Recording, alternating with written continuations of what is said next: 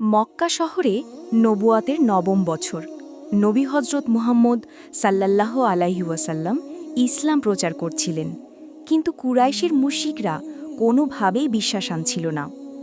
একদিন ইহুদি পণ্ডিতেরা কুরাইশ নেতাদের একটা কৌশল বলল।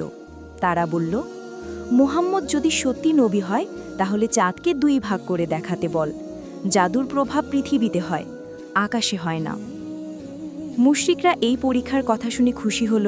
তারা ভাবল, এবার নবী সাল্লাল্লাহু আলাইহি সাল্লাম ব্যর্থ হবেন। তার এক জ্যোৎস্না রাতে নবী সাল্লাল্লাহু আলাইহি সাল্লামের সামনে দাঁড়িয়ে বলল, আপনি যদি সত্যিই নবী হয়ে থাকেন তাহলে চাঁদকে দুই ভাগ করে দেখান। কুরাইশ নেতাদের দাবি শুনে নবীজি সাল্লাল্লাহু আলাইহি সাল্লাম আল্লাহ তাআলার কাছে দোয়া করলেন। এরপর হাতের ইশারায় চাঁদকে দুই ভাগ করে দেখালেন। মুহূর্তের মধ্যে চাঁদ ভাগ হয়ে পূর্ব ও পশ্চিমে ছিটকে পড়ল। দুই টুকরার মাঝখানে হেরা পাহাড় আড়াল হয়ে গেল। এরপর আবার দুই টুকরা এসে একসঙ্গে যুক্ত হল।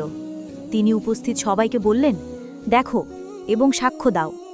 চোখের সামনে এই মুজেজা দেখার পরও মুশরিকরা ঈমান আনল না। তারা এই ঘটনাকেও জাদু বলতে লাগল। তারা বলল, মুহাম্মদ সারা বিশ্বের মানুষকে জাদু করতে পারবে না, তাই বিভিন্ন স্থান থেকে এই অঞ্চলে আগত লোকদের জন্য অপেক্ষা করো, তারা কি বলে শুনে নাও।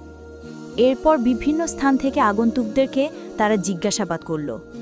তারা সবাই চাঁদকে দুই ভাগ অবস্থায় দেখেছে বলে স্বীকার করল।